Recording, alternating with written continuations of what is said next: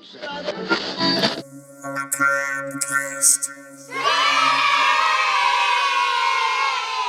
devil's on the loose and he's dancing with the mummy. Deep from the bowels of the Macabre Theater Laboratory, we bring you Macabre Cast. There is nothing wrong with your YouTube dial. You are exactly where you should be, where the slush puppy machine is always on and always cold. Your favorite horror mag is on the rack, discreetly between Women's Wear Daily and Cosmopolitan. I'm your host, Dark Mark, along with my counterpart, Karis, the Little Mummy, here to bring you another episode of Macabre Cast, where we'll be dropping R's where they belong and adding them where they don't. This is a safe space for those who agreed with Ripley from the start and felt Kane should have been left outside of the ship. Newbies welcome, regulars welcome back, and worsifers need not apply. Please hit the subscribe button and ask a friend to do the same. Even the guy who, when hearing the bill will be split evenly, orders the most expensive dinner on the menu. Yeah, that guy. If you wish to interact more with me and the fellow monster kids, go to the Facebook page Macabre Theater. A link can be found in the description of this show. It's there where you can send me a voice message through Messenger and participate. Episode 108 begins now. 5, 4, 3, 2, 1, 0. Adoro il cast macabro. We got a great show this week, Karis. I threw a new topic out there asking what people's favorite subgenres are. You know, supernatural, slashers, body horror. And I'm also going to be reviewing The Ugly Stepsister on Shudder. So, it's looking pretty good. We've had new monster kids from time to time sending voice messages in, which is great. And I hope that we get more. And maybe my jokes will inspire them to do so. And here's my joke today. What kind of sneakers do kidnappers wear? I don't know, Karis. What kind of sneakers do kidnappers wear? White Vans.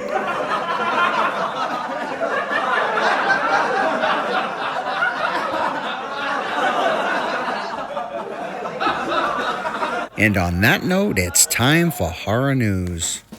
Life's river showers, she said, open only the strong shall spray. She said, but I'm feeling quite weak. She said, Osgood Perkins wants to make a Texas Chainsaw Massacre film. Well, that sounds interesting. It can only go up from here, right? Maniac Cop novelizations are now available. Boy, this is a slow news week. Sinners is getting a digital release this week. Teaser trailers have dropped for Del Toro's new Frankenstein film. I can only pray that this is nothing like The Shape of Water. And that's it for horror news.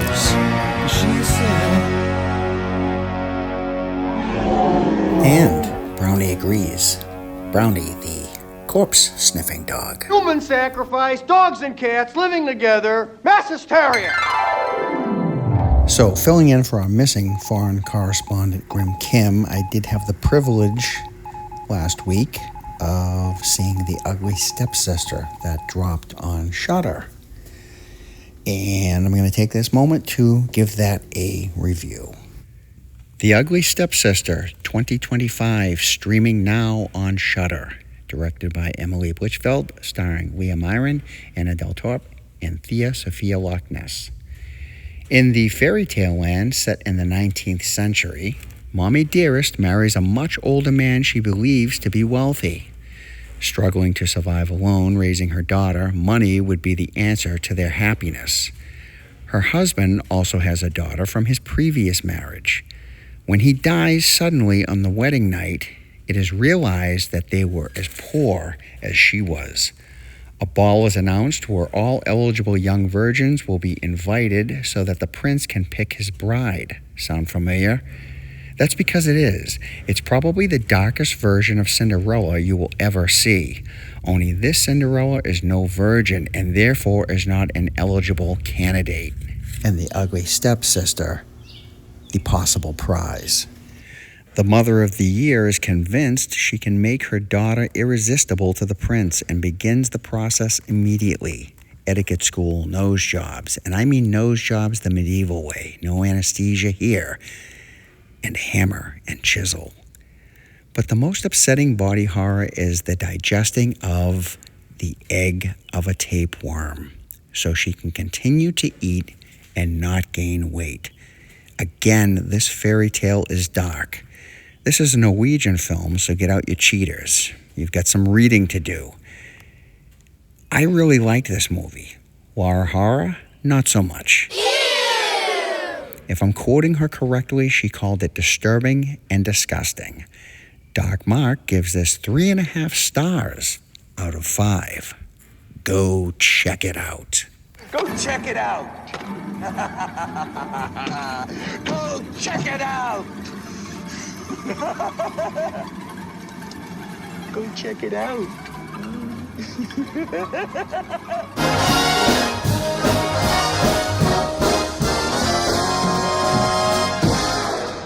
You want I should wash the dead bugs off the windshield?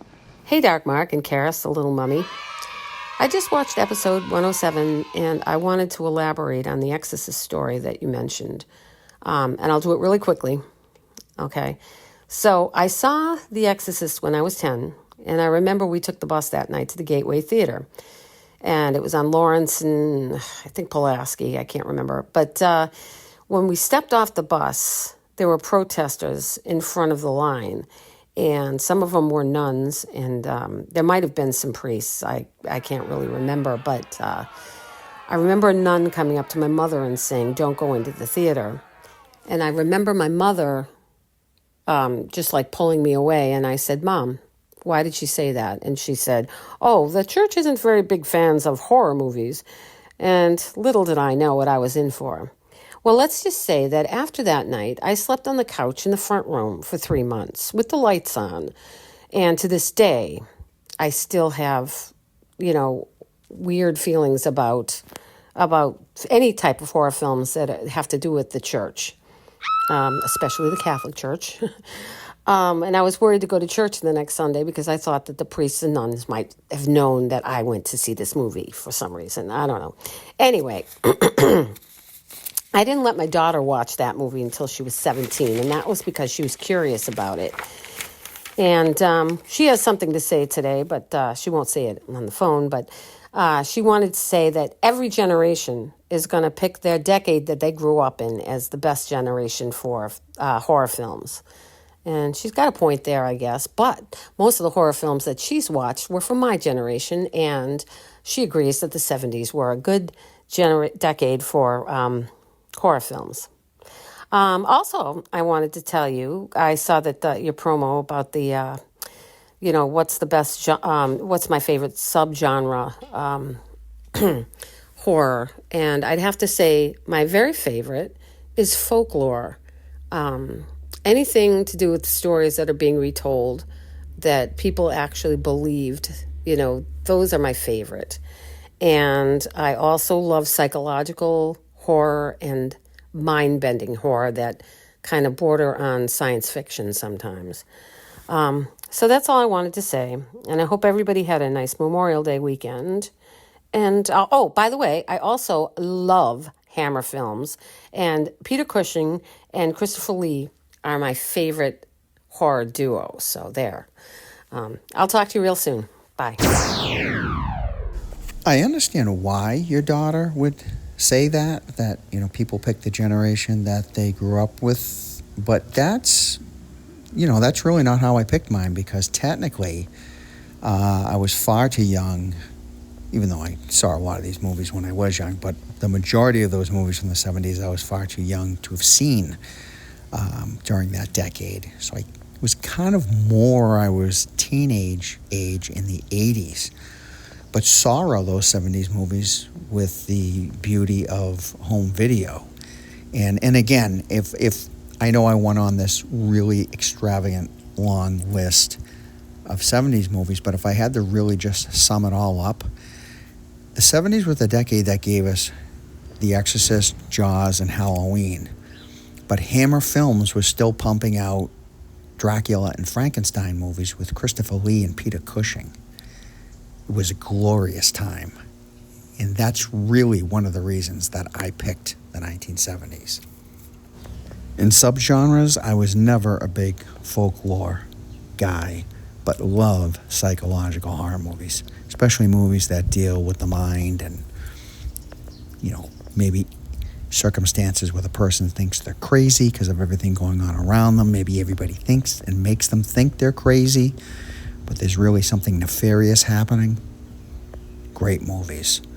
Or even then take something like Marathon Man, where they think he knows something he knows nothing about and is tortured for information he couldn't possibly give. There you go. Great psychological horror. But as always, and thank you so much for telling the full story of seeing The Exorcist in the theaters too. I love that story. I've heard it before, but I loved hearing it in detail. And I'm glad that the Monster Kids got to hear it as well. Thank you so much, Chicago Tina, and we hope to hear from you again really soon.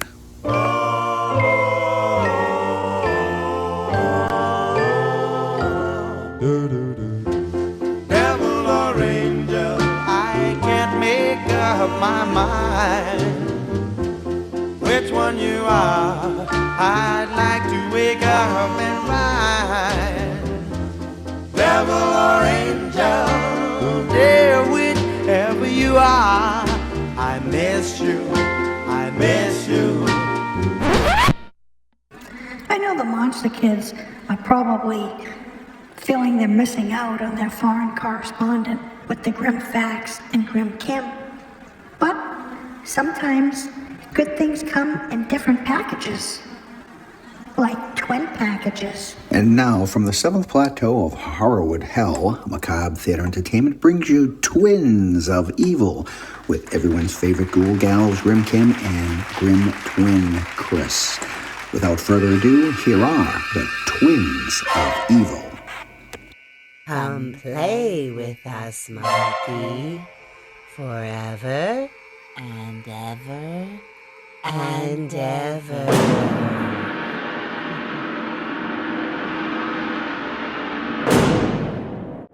Dark Mark and Monster Kids, Grim Kim and Grim Twin.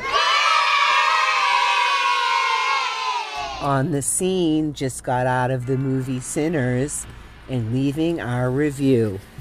We just saw Sinners. I've been wanting to see it for a few weeks now. I had a general idea of what the movie was about, but Chris was just saying that. I had no idea what the movie was about. I thought it was just a period piece. And for the first half of the movie, I continued thinking, oh, this is just a period drama. But I was wrong. It was, well, I'm going to give it a 5 stars. Very, very, very good. We don't spoil it? No, we can spoil it. Heads up, there may be spoilers if you don't want to hear. Yeah, it's okay. We can just talk about the movie. Spoilers abound, warning, The reason I'm giving it 5 stars because it was music-centric is an understatement. And, the score for this movie ran the gamut from blues to old revival music, to modern day hip hop, to creepy old Gaelic chanting. Oh yes, to Choctaw Indian war chants. It was awesome. Buddy Guy, famous blues player, obviously played a large role by circumstance in this movie, and also had this great part at the end. And it was one of those movies, stick around until the credits are over. There was also a young actor in the movie, Miles Caton, who played this main character, Sammy, and Buddy Guy had played Old Sammy, and boy, he was just fantastic. What a voice. At the very, very end, if you stayed long enough, you heard him play this little bit by himself, and what a set of pipes. And the acting was fantastic, too. Yeah, the costuming was incredible. The movie, in fact, has a very big theme going on, and, you know, ultimately, it's very much about, how blacks were treated in 1930s. It has a lot to do with this idea that these folks were having the perfect day until sundown. And in fact, that's a line that one of the characters says at the end of the movie, and it's very poignant. The world will just not let these people have one fuck.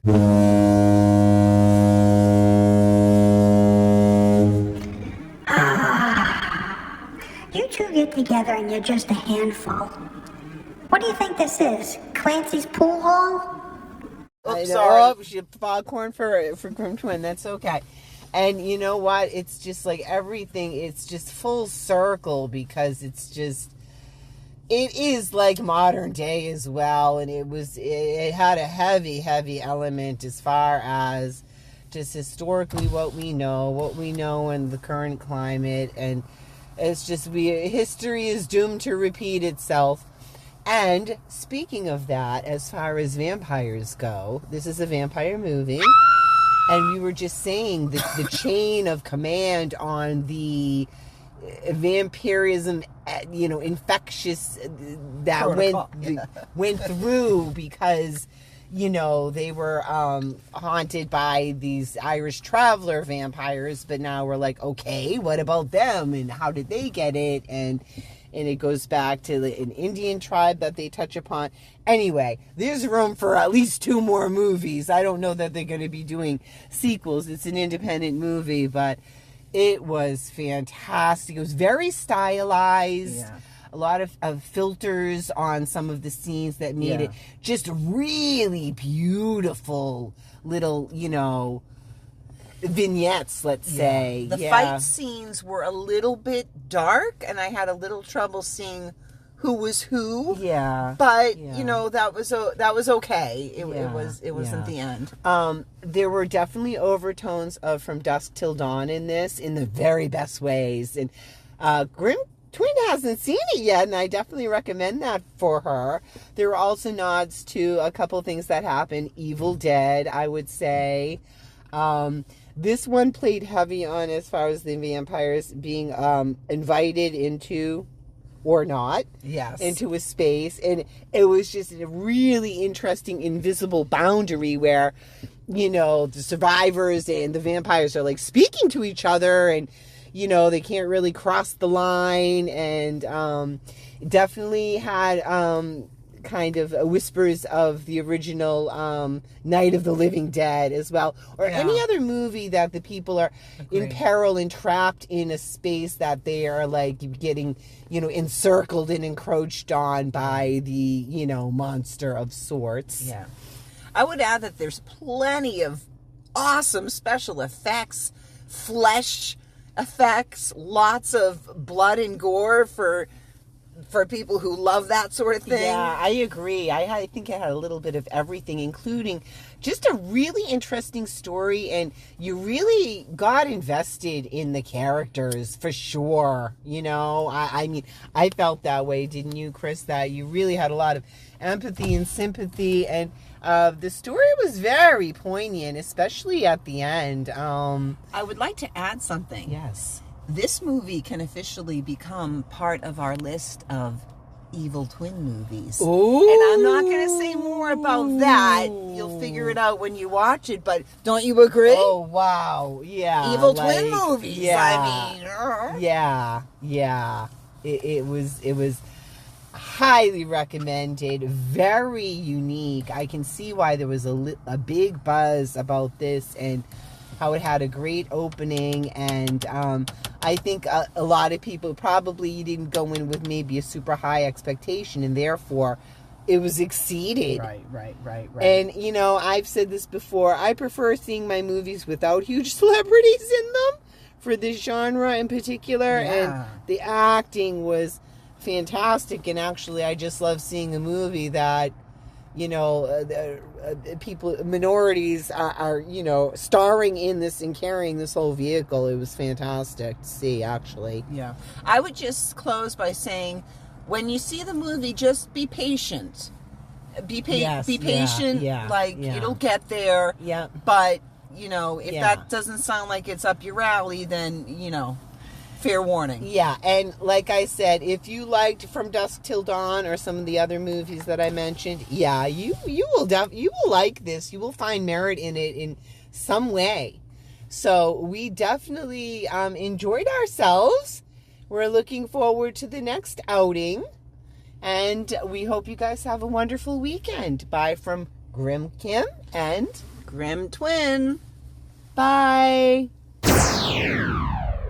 So great to have the Twins of Evil back in action. And Sinners sounds like a great film. I'm a Buddy Guy fan myself and have a couple of albums. I haven't pulled them out in quite a long time, but I should do so. But always great to hear from you both, Grim Kim and Grim Twin. Hope to hear from the Twins of Evil again real soon. Take care. Look, the weather's getting warmer. Summer is practically on our doorstep. And I know, you want to look good. You want to shine in some new horror merch. Well, hey, Dark Mark has got your back.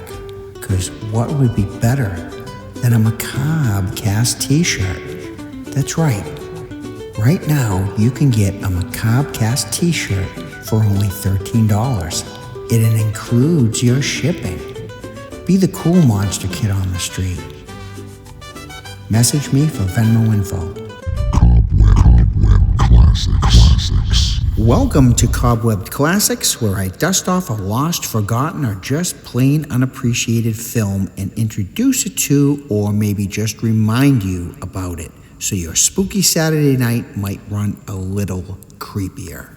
This week's Cobwebbed Classic is 1971's The House That Dripped Blood. Directed by Peter Duffel, written by Robert Psycho Block, starring Peter Cushing, Christopher Lee, Robert Lang, Joanna Dunham, Ingrid Pitt, and John Malcolm. This house is full of sounds. The loudest is your heart pounding in the night. The softest is the sound of terror. In this house, terror waits for you in every room. Vampires, voodoo, vixens, and victims. You'll find them all in the house that dripped blood. This is an anthology film with 4 horror stories surrounding a mysterious rental house. The first is about a novelist who keeps seeing the killer he has been writing about. The second, Peter Cushing is obsessed with a wax figure resembling his dead wife. The third, Christopher Lee, has a child he is frightened of. And the last, starring Ingrid Pitt, is a real tongue-in-cheek comedy about a cape that turns the wearer into a vampire.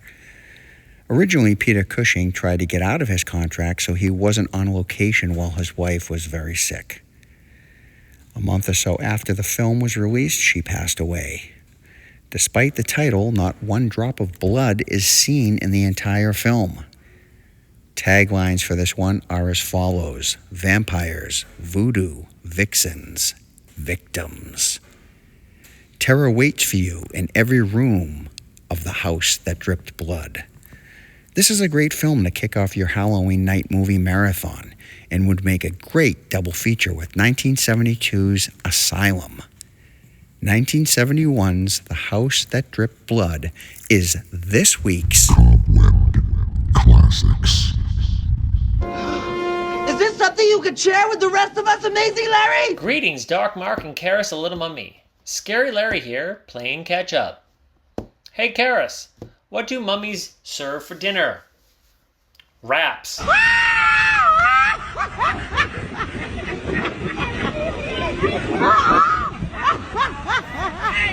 I overlooked last week's topic of the week, so allow me to blow the best decade of horror up. Why? Because I can. There is no best decade in my opinion as far as 50s, 40s, 70s, or 80s per se. My favorite time period runs between about 1974 with the release of Texas Chainsaw Massacre through about 1987. To me, this was the golden age of horror. We got past the blood-looking campy. It looked more visceral, more realistic. The magic of Baker, Savini, Nicotero, they were at the top of the special horror effects games. It just felt real.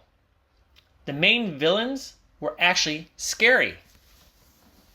Beyond that, when many of the franchises were on their fourth or fifth movie, and in my opinion, they all jumped the shark into campy shells of their former selves.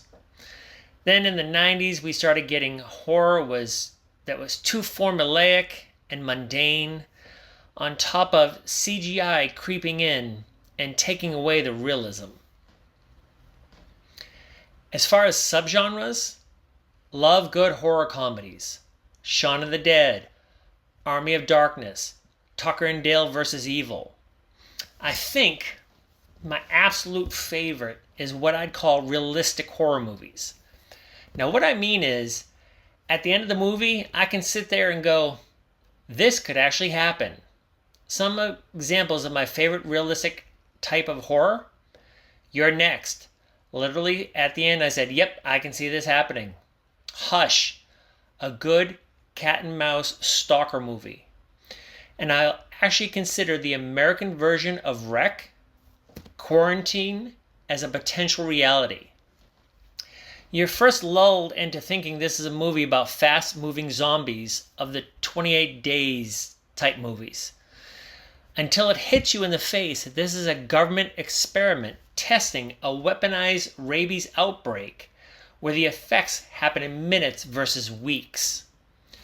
Now, it came out before we experienced a pandemic and then learned that it was developed in a lab as a bioweapon innocently named gain-of-function research, not an infected animal that was consumed by people. And to be honest, our government has a history of horror scenarios based on testing things on unsuspecting citizens. And lastly, let's discuss last week's clunker Larry sat through. I saw a couple clips of 1980's The Children and it being touted as one to watch. Lies. Lies, I tell you. The brief clips I saw reminded me of the creature feature horror classic, The Astounding She-Monster. An alien crash lands on Earth, and her simple act of touching you meant instant death through radium poisoning. In The Children, there's a small town with a nuclear plant, because of course, and a leak of radiation is rolling across the same road. A busload of children just happen to drive through, making the kids little turds of walking death. They become obsessed with hugging people and transferring the radiation poisoning to the person or animal being hugged, and essentially melting them until death hits them. A decent premise that was horribly executed, including a nonsensical ending. 1 star. Nothing could save this turd in the punch bowl.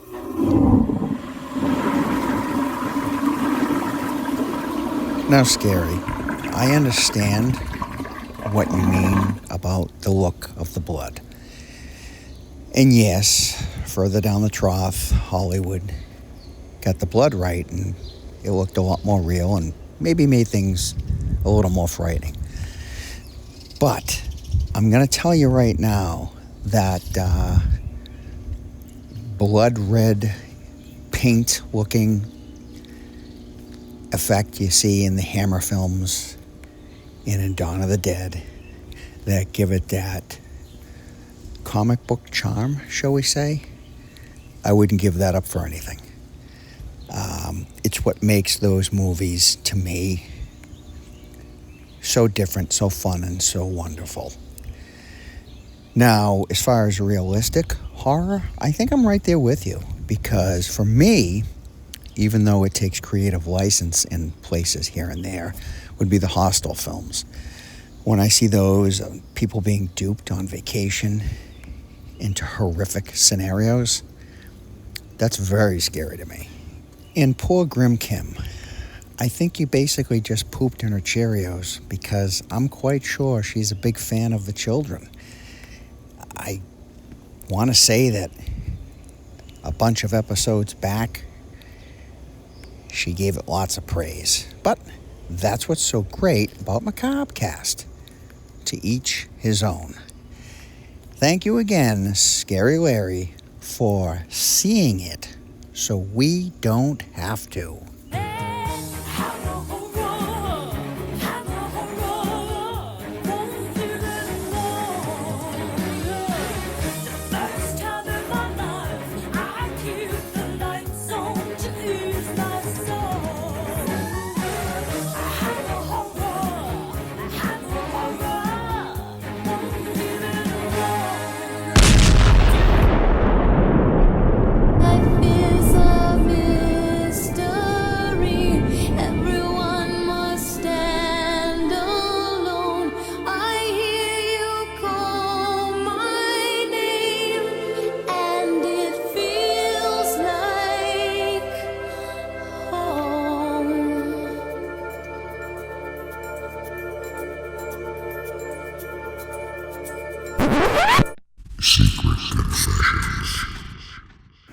Bless me, Karis, for I think I've sinned.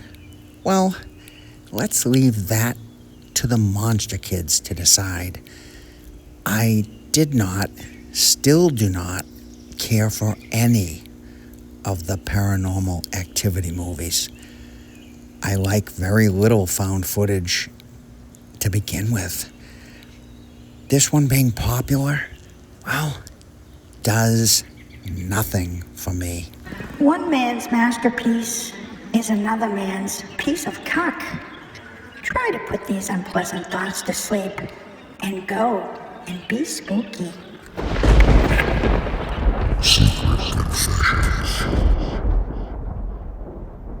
I had proposed last week that if you were a little shaky on sending a voice message, you could text Macabre Theater. And someone by the name of Lynn did that about the topic of favorite subgenre. And hers is supernatural. Loves the supernatural. So remember, if you're shaky on sending that voice message in, you can always text me. And I will read it on the show.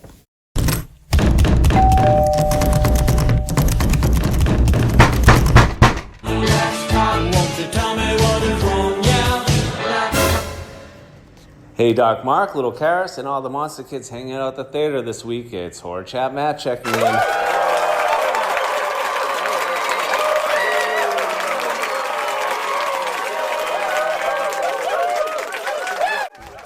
You know, Doc, I can somewhat relate to your reluctance to get into the ocean after having seen Jaws as a kid.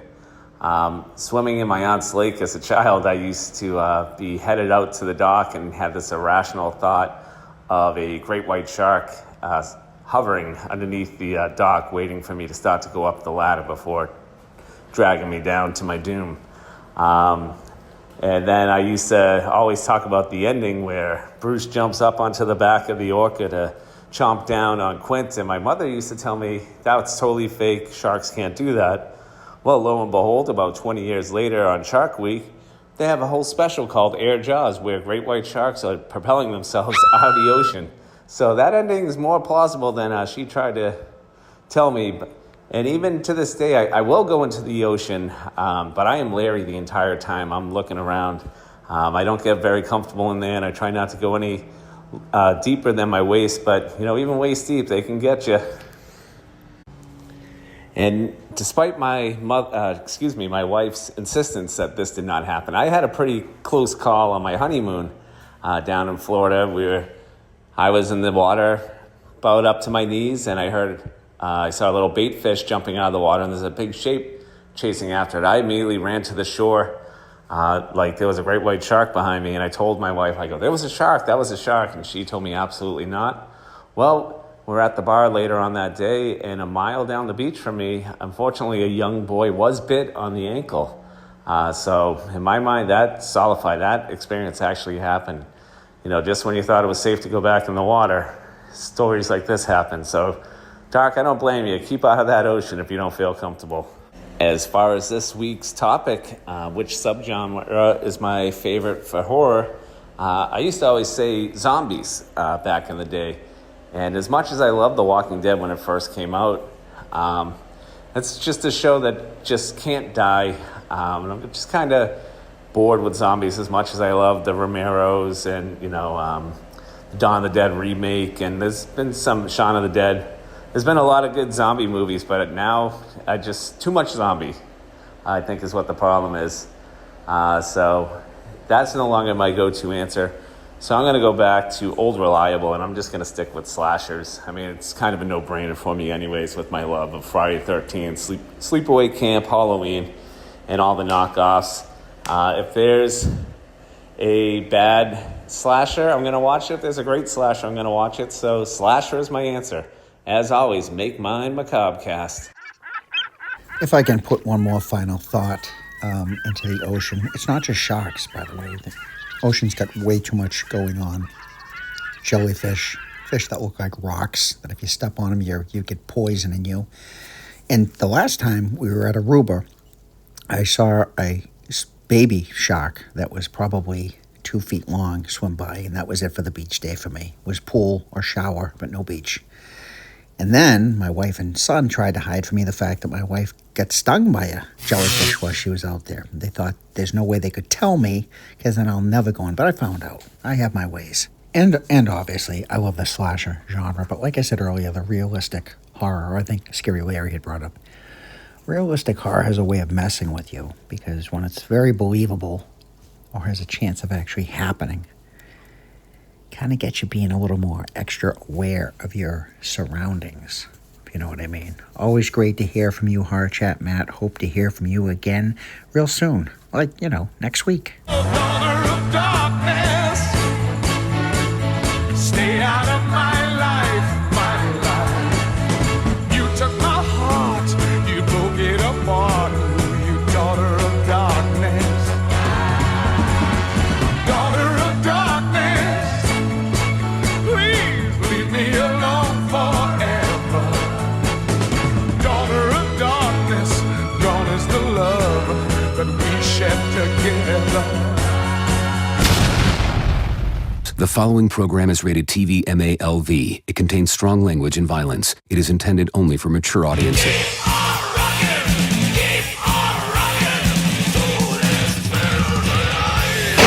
Hello, Doc, Mark, Karis the Little Mummy, and all the monster kids listening.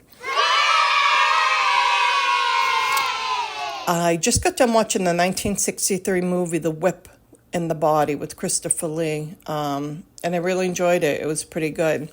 Getting ready to watch something now, The House of the Devil. But anyway, I might be going this weekend to see that new movie, Bring Her Back, from the directors of Talk to Me. And I really like that movie, so I'm hoping this might be good. It's about, I guess it says, a brother and sister uncover a terrifying ritual at the secluded home of their new foster mother. So, I don't know, we'll see. Like I said, I thought Talk to Me was kind of cool, so I figured maybe this one will be. Laura Horror. I knew that she probably saw the Bates Motel series if she loves Psycho. It was so good, and like her, I didn't want it to end, but all good series must come to an end.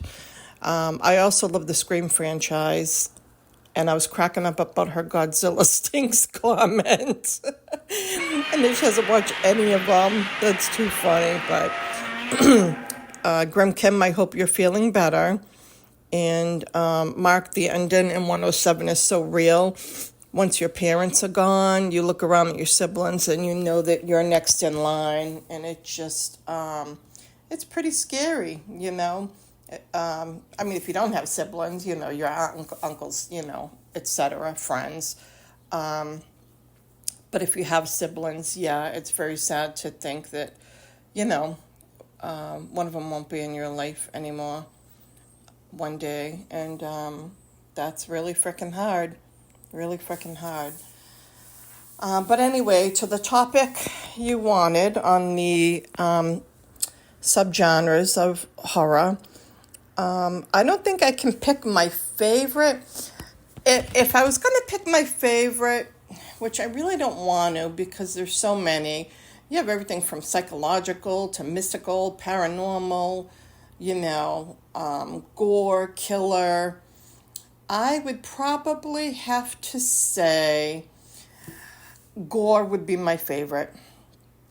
Saw, Hostel, Devil Rejects, Final Destination, Terrifier, Tag. I mean, I would probably say that would be my favorite. Also Paranormal, Amityville, Poltergeist, 13 Ghosts, Ghost Ship, and psychological, home invasion types like The Purge, The Strangers, Funny Games, and of course the killer slasher, Halloween, Child Play, Candyman, Friday the 13th, Happy Death Day. And I love the backwoods horror movies like Hills Have Eyes, Wrong Turn, and Texas Chainsaw Massacre. And of course, monsters. But like I said, if I had to pick, I would have to go with gore. So that's it. I hope everybody has a good week ahead. I hope you had a good weekend and you have a good week ahead. And see you on episode 108.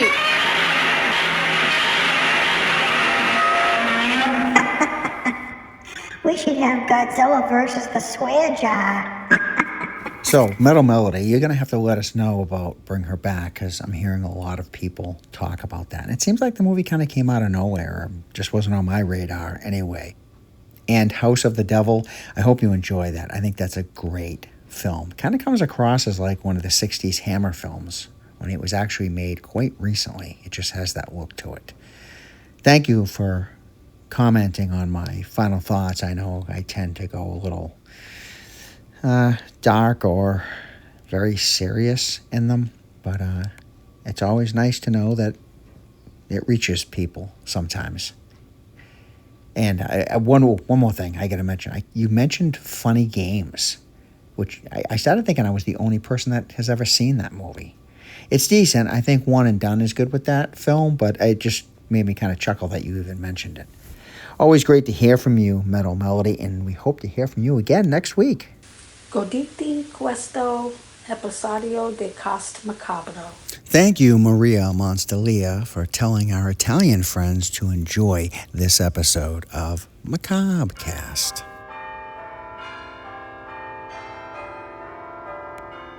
I hope in the coming week things get better for you. The light maybe shines a little brighter. Winston Churchill said, "Courage is going from failure to failure without losing enthusiasm." And if anyone should take heed in that, it's me. Beware the moon. Keep clear of the moors. But most of all, remember, be good to yourself. This is Dark Mark, signing off. See you soon, I hope. This is a Macabre Theater production. Subscribe us.